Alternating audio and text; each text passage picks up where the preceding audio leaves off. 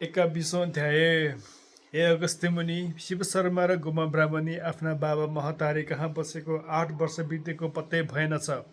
एक दिन शिव शर्मा ब्राह्मणले आफू हृष्टपुष्ट भएको र आफू ससुराली कहाँ यतिका वर्षसम्म बसेकोमा आफ्नो घर जाने मनसाय गरी यहाँ बसी निर्वाह चल्दैन, अब आफ्नो घर जाउँ भनी सल्लाह गरी सासू ससुरासँग गई भने, हे पिता माता, तपाईँहरूको अनुग्रहले कन्यादान पाएँ। म यहाँ बसेको पनि धेरै भयो, घरको हेरविचार गर्ने पनि कोही छैनन्। हजुरबाट आज्ञा पाए जाँदा हौँ। यस्तो ज्वाइँ शिव शर्माको कुरा सुनि शिव भट्ट ब्राह्मण भन्दछन्, हे ज्वाइँ नारायण, यो पनि तपाईँकै घर हो, हाम्रो पनि को छ र, जान्छु नभन्नुहोस्। शिव शर्मा भन्छन्, त्यस्तो आज्ञा नगर्नुहोस्, घरको हेरविचार गरी चाँडै आउँछु। मेरो इष्टमित्र र गुरु सबै तपाईँ नै हुनुहुन्छ। हजुरकै आश्रयमा राखी मलाई खाना लाउन दिई हेरविचार गर्नुभयो। यस्ता तपाईँलाई छोडी कहाँ जाउँला फेरि भनी आफ्ना पिता शिव भट्टसँग भनेको कुरा सुनि गोमा ब्राह्मणले आफ्ना पति शिव शर्मासँग भनिन्, हे स्वामी, हामी नजाउँ, जाने कुरा नगर्नुहोस्।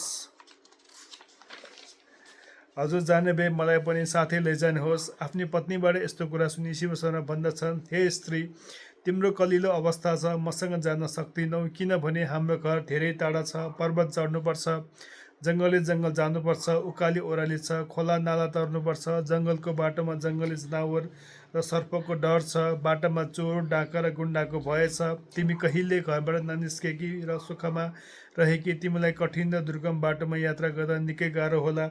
2 महिना भनेको कति हो र?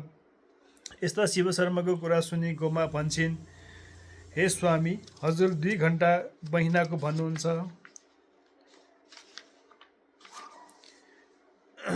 तर हजुर बिना म त 2 घन्टा पनि बस्न सक्दिनँ। फेरि शीत ताप र भोक डरको कुरा सुनाउनुहुन्छ। पहाड चढ्ने र वनमा डरलाग्दा बाघ भालु जस्ता जङ्गली जन्तुको भय देखाउनुहुन्छ। त्यो पनि तपाईँले भने जस्तै म पनि भोग्न तयार छु। हजुरले दुःख पाए म पनि दुःख पाउली। जुन गति हजुरको हुन्छ त्यही गति मेरो पनि होला।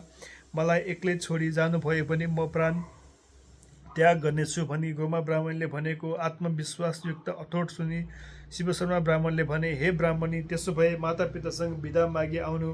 त्यसपछि तुरुन्तै गोमा ब्राह्मणी पिता मातासँग बिदा माग्न गई भन्न लागिन्, हे पिता, हे माता, म पनि मेरा पतिसँग घर जान्छु भन्दा सती र शिव भट्टले सम्झाए, हे पुत्री, त्यसो नभन्, किनभने हाम्रो वृद्धावस्था छ, छोरा भने पनि तिमी, छोरी भने पनि तिमी एउटै छौ, हाम्रो देखभाल कसले गर्ला? तिमी बिना संसार नै अन्धकार हुनेछ। जसरी राम नहुँदा दशरथको प्राण गएको थियो, तिमी बिना हाम्रो पनि त्यस्तै गति होला।